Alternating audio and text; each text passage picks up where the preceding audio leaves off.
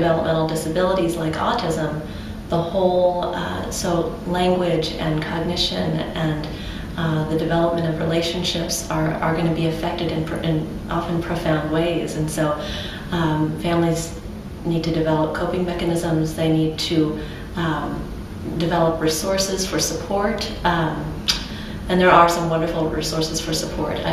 One suggestion I would make is consulting the website for Autism Speaks, which is our nation's largest autism advocacy group. They have a page on there. It's a kit to do with suggestions to do the first 100 days after receiving a diagnosis of autism. And a lot of these very helpful suggestions focus on who to get in contact with, how do you develop this network of support, and how do you begin planning for intervention and education for your child.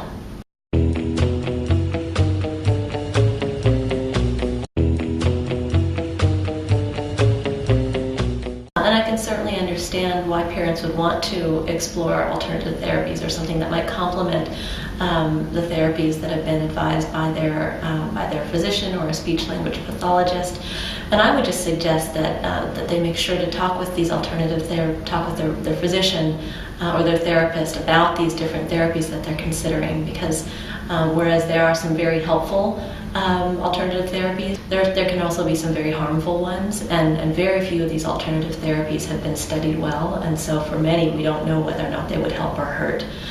So I think being in close contact with a physician, your pediatrician, and your team of interventionists for their guidance and suggestions would be important.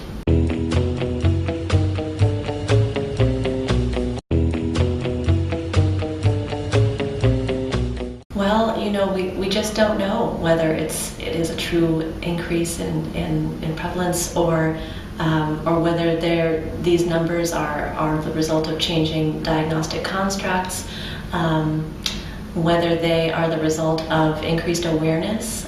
There were some interesting findings. So this CDC study sampled rates of autism in 14 different communities, and there was wide variation.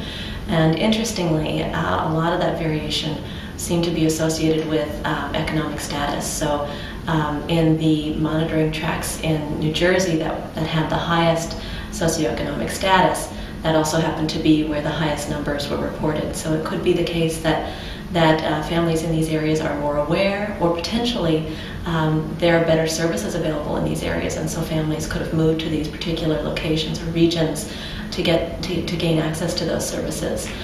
These are all questions that are going to have to be investigated empirically. So at this stage, we don't know. I think these rising numbers, though, are alarming and certainly in need of further study.